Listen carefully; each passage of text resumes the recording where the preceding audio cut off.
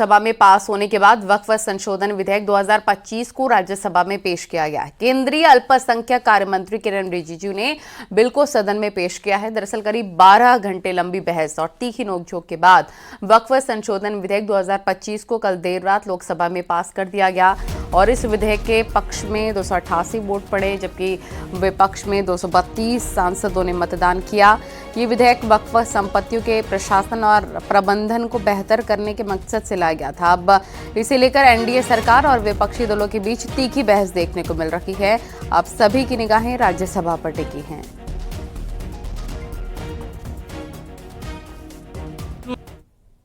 हम लोग ने संरक्षण भी दिया है कि वक्फ बाय यूजर में जो वक्फ प्रॉपर्टी ऑलरेडी रजिस्टर्ड है, जो सेटल्ड केस है, हम उसको रेट्रोस्पेक्टिव जा करके उसको हम छेड़छाड़ नहीं करेंगे। ये प्रोस्पेक्टिव इफेक्ट होगा। हाँ, अगर कोई डिस्प्यूटेड है, कोर्ट में पेंडिंग है, बातचीत चल रहा है, डिस्प्यूटेड है, तो जाहिर सी बात है सर कि कोर्ट का अधिकार को तो हम यहाँ खत्म नहीं कर सकता है।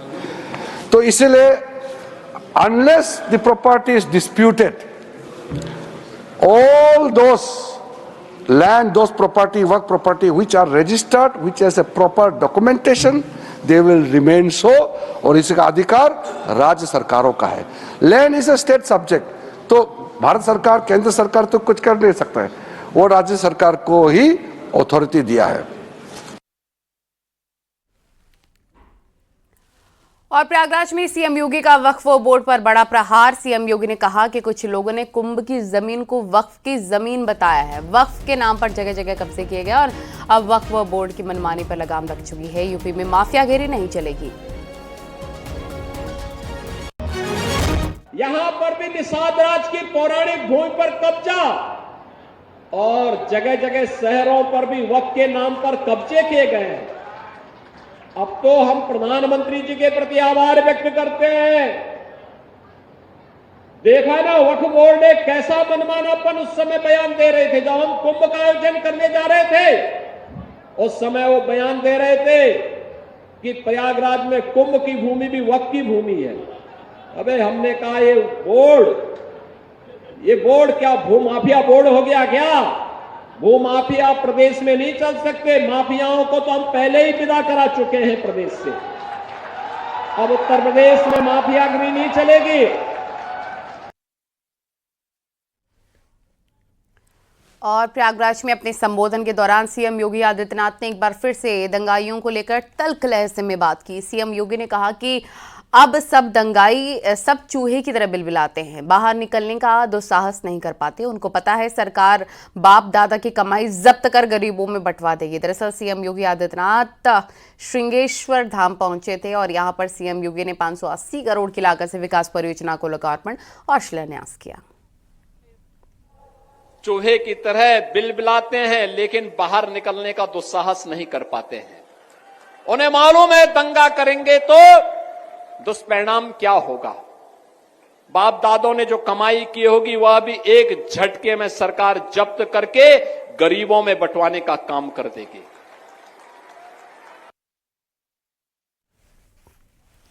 और केशव प्रसाद मौर्य ने भी वक्फ बिल के विरोध कर रहे विपक्ष पर तीखा निशाना साधा। मुस्लिम तुष्टीकरण की जो राजनीति करते हैं वह मनमानी कहेंगे, और जो पारदर्शिता चाहते हैं, जो भ्रष्टाचार से मुक्ति चाहते हैं, जो गरीब मुसलमान जो 90% से ज़्यादा उसका भी भला चाहते हैं, जो कुछ लोगों की जागीर बन करके वक्फ बोर्ड रह गया था और वह कांग्रेस ने साजिशन ऐसा किया था। कांग्रेस की साजिश के कारण ही जम्मू कश्मीर में 370 जैसा एक ऐसा भारत माता के हाथ में हथकड़ी और पैर में बेड़िया पहनाई गई थी, उसे भी माननीय नरेंद्र मोदी जी के नेतृत्व वाली सरकार ने समाप्त किया। श्री राम जन्मभूमि का मंदिर जब भगवान सोमनाथ का मंदिर बना था उस समय बन जाना चाहिए था, लेकिन उसको भी कांग्रेस ने नहीं होने दिया, केवल मुस्लिम तुष्टीकरण की घटिया राजनीति के कारण से। कांग्रेस सांसद इमरान मसूद ने वक्फ संशोधन बिल को लेकर एक बार फिर से सरकार पर निशाना साधा। साथ ही जो मुस्लिम इस बिल का समर्थन कर रहे हैं उन पर भी इमरान मसूद ने करारा हमला किया। आपने तो हर चीज को बुलडोज कर दिया ना, तो आप बुलडोजर तो चला ही देते हो। हर चीज़ के ऊपर बुलडोज़र चला देते हो। हमारे मकान के बुलडोज़र चलाने में आपको टाइम कहाँ लगता है? तो आपने हमारे अधिकारियों के ऊपर भी बुलडोज़र चला दिया।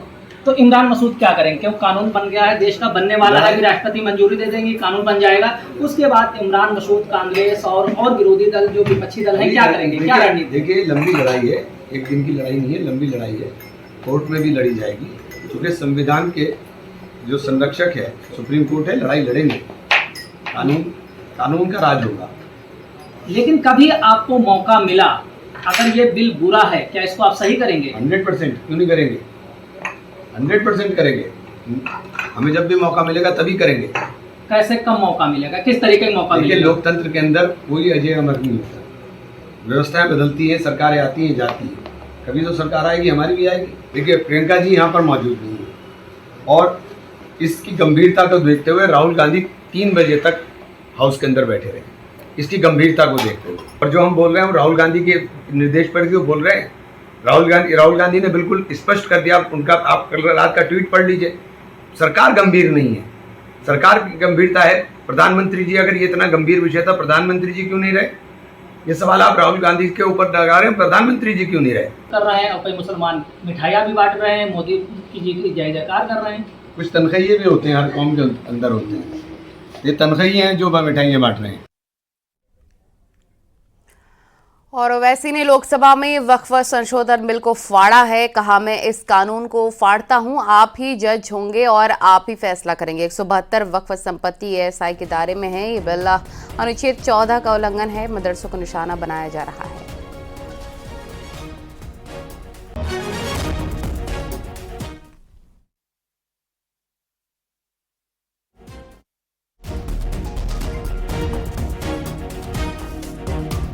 चर्चा के दौरान वक्फ बिल को फाड़ा गया है। और आगे बढ़ते हैं। बीजेपी राज्यसभा सांसद दिनेश शर्मा ने ओवैसी पर बड़ा हमला बोला है। उन्होंने कहा कि ओवैसी जैसे राजनेता वक्फ बिल को लेकर लोगों को बहका रहे हैं। बिल फाड़े जाने को लेकर बीजेपी ने तीखा हमला बोला।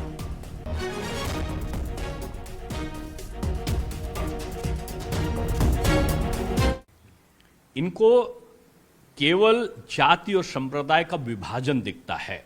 ये गांधी जी का नाम लेकर इन्होंने फाड़ा था कि गांधी जी ने साउथ अफ्रीका में फाड़ा था और मैं यहां फाड़ रहा हूं। अरे, गांधी जी का नाम लेते हो और जिन्ना की विरासत को ढो रहे हो, जिन्ना का आचरण करते हो। यानी जिन्ना का आचरण था विभाजन का, तुम विभाजन की बात करते हो। मैं समझता हूं कि ओबीसी जी ऐसे लोग इस राजनीति में केवल सांप्रदायिक उन्माद के नाम पर भोले भाले लोगों को बहकाते हैं। ये जो बजट, ये जो वक्फ बोर्ड का जो अधिनियम है, ये औकाफ के प्रशासन में सुधार करता है।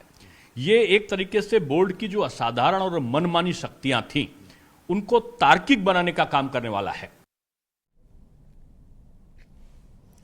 और आगे बढ़ते हैं। उत्तराखंड के बीजेपी प्रदेश अध्यक्ष और राज्यसभा के सांसद महेंद्र भट्ट ने वक्फ बिल पास होने पर जहां पीएम मोदी की तारीफ की, वहीं अखिलेश पर तंज भी कसा।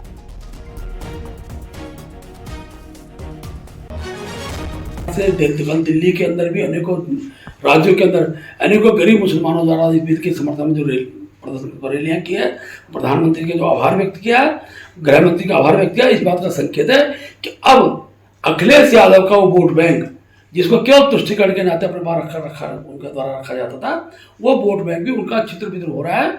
और मोदी जी जो करते हैं वो हित में करते। बीजेपी के राज्यसभा सदस्य डॉक्टर राधा मोहन अग्रवाल का एक बड़ा बयान आया है। उन्होंने विपक्ष पर कड़ा प्रहार किया। देखिए, विपक्ष पूरी तरह फंस चुका है। उसके एक और कुआं है और दूसरी ओर खाई है। वो माइनॉरिटी का मतलब खाली और खाली मुसलमान समझते थे। उन्हें लगता था कि एक मुस्लिम समाज का तुष्टीकरण करके और उनके अनुरूप सारी व्यवस्थाएं बना करके हम देश पे शासन कर सकते हैं। आज उनके समझ में आ गया है कि ईसाइयों की संख्या भले ही कम होगी, लेकिन कुछ प्रांत हैं जहां वो डिसीजन मेकर्स हैं। ईसाई समाज मूलतः एक राष्ट्रवादी समाज रहा है, भारतीयता से उत्तरोत्तर रहा है, और उसने कभी देश के सामने संकट नहीं पैदा किया है। कर्नाटक है, चाहे तमिलनाडु है, तेलंगाना है, पूरा का पूरा नॉर्थ ईस्ट है, गोवा है, अब उनकी ज़मीन वहाँ से साफ होने जा रही है और ये होना ही था। और आगे बढ़ते हैं खबरों में, जहां पर ओवैसी के बिल फाड़ने पर बीजेपी सांसद और जेपीसी के चेयरमैन जगदम्बिका पाल ने निशाना साधा। उन्होंने कहा बिल नहीं बल्कि ओवैसी ने जिस सदन में किया वो सब असंवैधानिक है। पहले 95 एक्ट में था कि वर्ड मुस्लिम, आपने गायब कर दिया उसको। अरे आखिर क्यों इतनी नफरत है आपके लफ्ज मुसलमान से? अच्छा फिर क्या कह रहे हैं आप कि ये भी आर्टिकल 26 का वायलेशन है। सब जितने हिंदू धर्म के प्रॉपर्टीज है, सिख धर्म के, बौद्ध के हैं और आपके जैन के, वहां पर उन्हीं के मजहब का ऑफिसर होगा। और कहां पर नहीं होगा? वक्फ बोर्ड में। Waqf board is a pure religious institution. अभी हमारे मंत्री साहब ने कहा trust, sir Shri Sai Baba trust 2004, वो ये कहता है जो ऑफिसर उसमें काम करता है उसको साई बाबा का डिवोटी होने चाहिए और उसको डिक्लेरेशन लिख के देना पड़ेगा।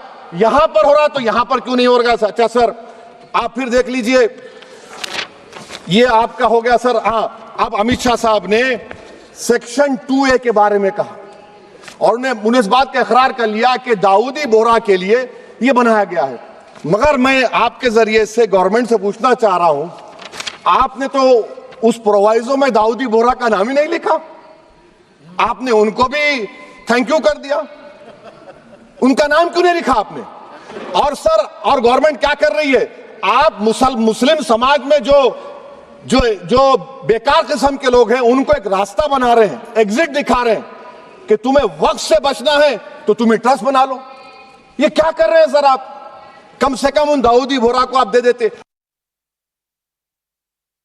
आज गृह मंत्री जी ने अगर ये कह दिया कि अब इसमें चाहे वाकिफ हो उसमें न कोई सरकार का दखल होगा, न वाकिफ के इंटेंशन पे, न वक्त में कोई दखल होगा, तो जब वक्त में कोई दखल नहीं है न वाकिफ में कोई दखल है और इसके बावजूद भी अभी भी आपने देखा ओवैसी साहब को कि अभी उन्होंने इस बिल को फाड़ने का काम किया है, तो ये जो बात कह रहे कि ये बिल असंवैधानिक है, असंवैधानिक काम तो उन्होंने किया है जो बिल फाड़ने का काम किया है।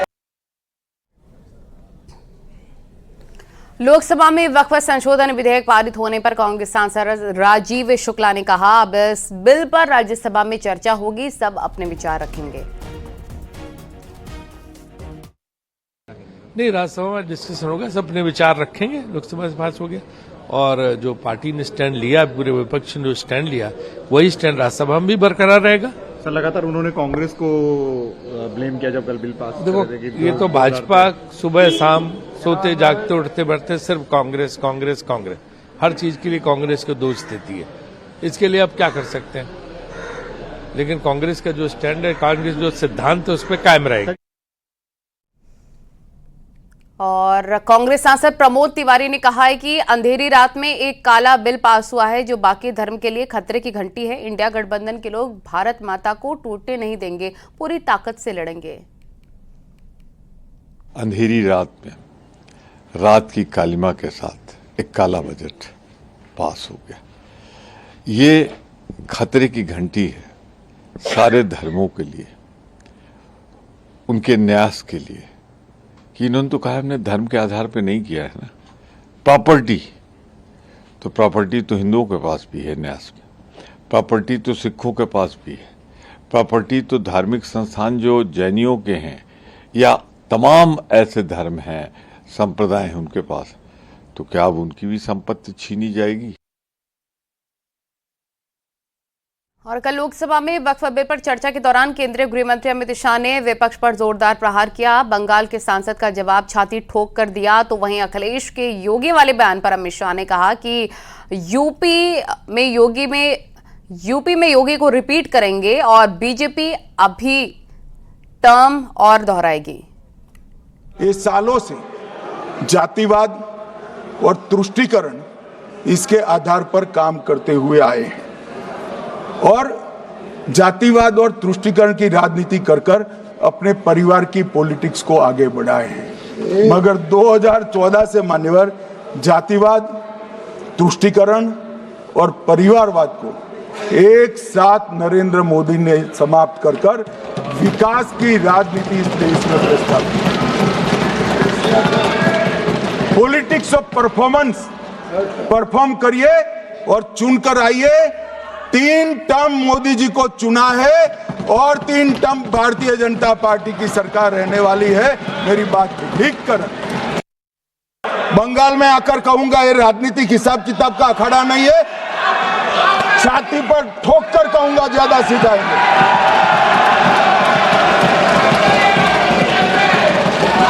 मान्यवर 2013 के, अरे बैठ जाओ वकील साहब बैठ जाइए। मान्यवर 2013 में वो भी रिपीट होने वाले हैं। और इस्लामिक स्कॉलर खालिद रशीद फरंगी महली ने लोकसभा से वक्फ बिल पास होने पर नाराजगी जाहिर की। साथ ही कहा कि टीडीपी जेडीयू ने मुस्लिम कौम को निराश किया है। पास हुआ कल लोकसभा में जिस तरीके से वक्फ अमेंडमेंट बिल पेश हुआ और उस पर बहस हुई और पास हुआ, उसमें हम लोगों को कहीं न कहीं ये उम्मीद थी कि जेडीयू और टीडीपी इस बिल का हो सकता है कि विरोध करे, क्योंकि इन दोनों पार्टीज को उनके स्टेट्स में मुसलमानों ने बड़े पैमाने पर सपोर्ट किया है। लेकिन अफसोस की बात यह है कि इन लोगों ने भी इस बिल को अपोज नहीं किया, जिससे मुसलमानों में बड़े पैमाने पर मायूसी पैदा हुई है। अखिलेश पर केंद्रीय गृह मंत्री ने एक बार नहीं 2 बार जमकर वार किया। इससे पहले लोकसभा में वक्फ बिल पर चर्चा के दौरान अखिलेश यादव ने बीजेपी के अध्यक्ष को लेकर तंज कसा, जिस पर अमित शाह ने करारा जवाब दिया। अध्यक्ष महोदय, मैं कहना चाहता हूं, ये जो बिल लाया जा रहा है, भारतीय जनता पार्टी में एक मुकाबला चल रहा है। भारतीय जनता पार्टी के अंदर मुकाबला चल रहा है कि खराब हिंदू कौन बड़ा है। और ये बात अध्यक्ष महोदय मैं ऐसे ही नहीं कह रहा हूं। जो पार्टी ये कहती हो कि दुनिया की सबसे बड़ी पार्टी है, अध्यक्ष महोदय वो अपना राष्ट्रीय अध्यक्ष नहीं चुन पाए अभी तक। अध्यक्ष महोदय भारतीय जनता पार्टी क्या है?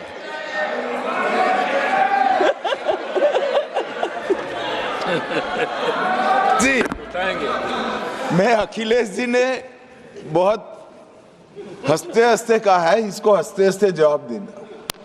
ये सामने जितनी पार्टियां हैं उनका राष्ट्रीय अध्यक्ष उन 5 लोगों को ही चुनना है परिवार के।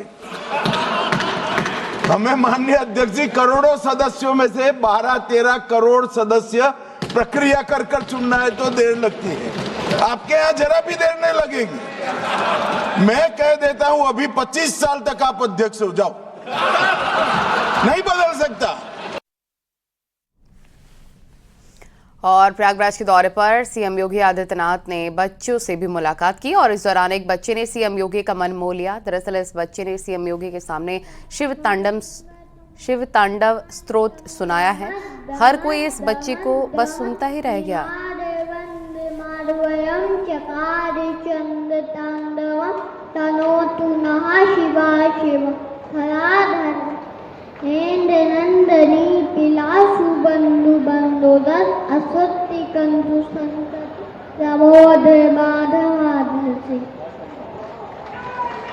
जोरदार तालियां छोटे बालक के लिए, होनहार बिरबान के होठ चीखने पर।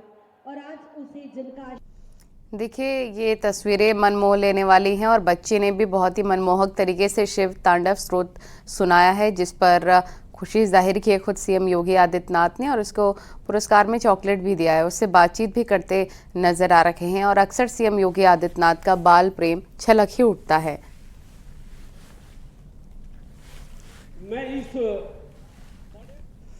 आगे बढ़ते हैं। अंबेडकर नगर जिले से हैरान करने वाला मामला आया है, जहां पर एक हिस्ट्री शीटर एक साधु को सड़क पर पटकते नजर आ रहा है। हिस्ट्री शीटर कई दुकानों में तोड़फोड़ करते सीसीटीवी में कैद हुए। रास्ते में खड़ी बाइक को भी तोड़ते सीसीटीवी में नजर आए। सद्दाम नाम के इस आरोपी का अकबरपुर रेलवे स्टेशन पर आतंक है। वहां के लोग और दुकानदार हिस्ट्री शीटर से परेशान हैं। लोगों को पीटने का सीसीटीवी वीडियो वायरल होने के बाद पुलिस ने आरोपी को गिरफ्तार कर लिया है।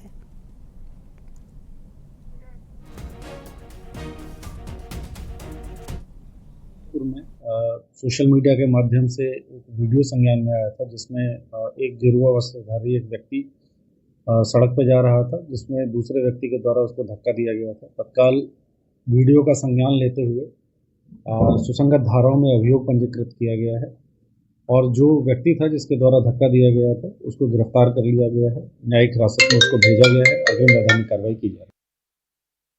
अम्बेडकर नगर जिले से ये मामला आया है हैरान करने वाला। एक हिस्ट्री शीटर एक साधु को सड़क पर पटकते नजर आया है। ये तस्वीरें भी हम आपको दिखा रहे हैं। हिस्ट्री शीटर कई दुकानों में तोड़फोड़ भी करते नजर आया। उसने बाइक भी तोड़ी है और जिसकी तस्वीरें सीसीटीवी कैमरे में रिकॉर्ड हो गई। गाजियाबाद के थाना साहिबाबाद के Rajbagh colony transport road Vrindavan garden के पास गोदाम में भयंकर आग लग गई। पार्किंग में खड़े ट्रकों में ये भीषण आग लगी है। तस्वीरें आपको दिखाएंगे। ये देख सकते हैं आप तस्वीरें, ट्रकों में कैसे आग धधक रही है। एक्सक्लूसिव तस्वीरें आप देख रहे हैं। पार्किंग में ट्रक खड़ा था, अचानक से ही इसमें आग लग गई है। गाजियाबाद से इस वक्त की बड़ी खबर है ये। पार्किंग में खड़े ट्रकों में लगी आग। भीषण आग लग गई है गोदाम में।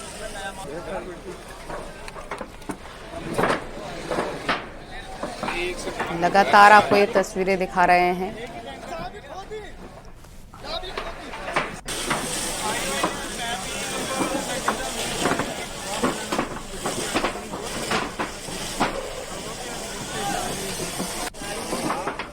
भीषण आगजनी, ये धुएं का गुबार कैसे उठ रहा है उससे आप अंदाजा लगा सकते हैं कितनी भयंकर ये आग ट्रकों में लगी है जो कि पार्किंग में खड़े थे।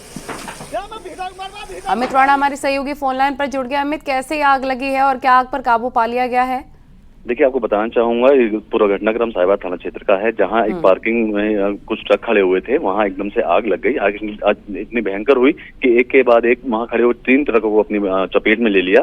हालांकि दमकल की तकरीबन आधा दर्जन गाड़ी मौके पर पहुंच गई है। आग पर काबू पाने की भरपूर कोशिश की जा रही है और 50% तक आग पर काबू भी पा लिया गया है। शॉर्ट सर्किट की वजह से आग लगने के कारण बताया जा रहा है। हालांकि जांच के बाद ही पता चल पाएगा कि असल वजह क्या रही।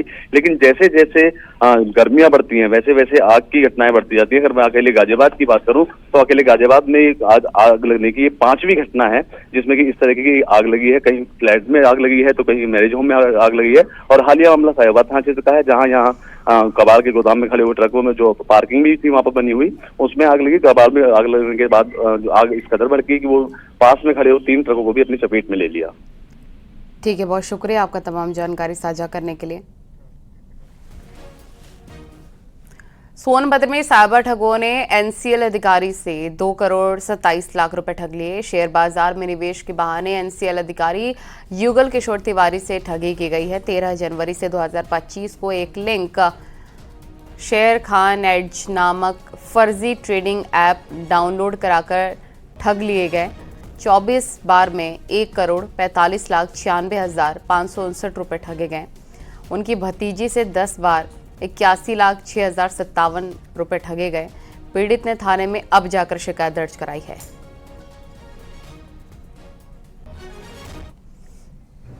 दिनांक 1 अप्रैल 2025 को बिना एनसीएल थाना शक्तिनगर क्षेत्र के अंतर्गत रहने वाले जुगल किशोर तिवारी द्वारा एक तहरीर दी गई कि उनके साथ दिनांक 13/1/2025 से 31 मार्च 2025 तक के बीच उनके व उनकी भतीजी के साथ लगभग 34 बार ट्रांजैक्शन के माध्यम से 2 करोड़ 27 लाख के लगभग की रकम शेयर बाजार में इन्वेस्ट कराने के नाम पर उनके साथ वित्तीय फ्रॉड हो गया है।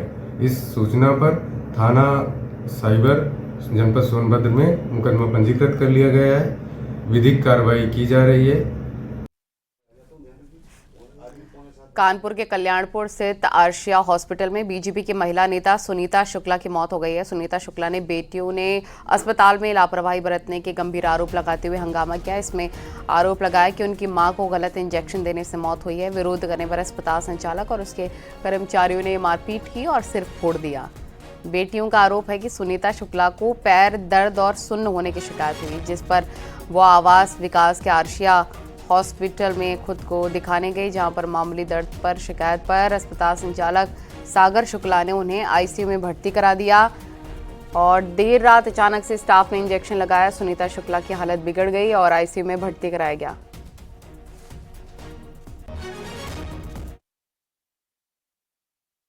मार डाला इस हॉस्पिटल वालों ने। उनके पास सब चोला छाप डॉक्टर थे, कोई डॉक्टर नहीं था।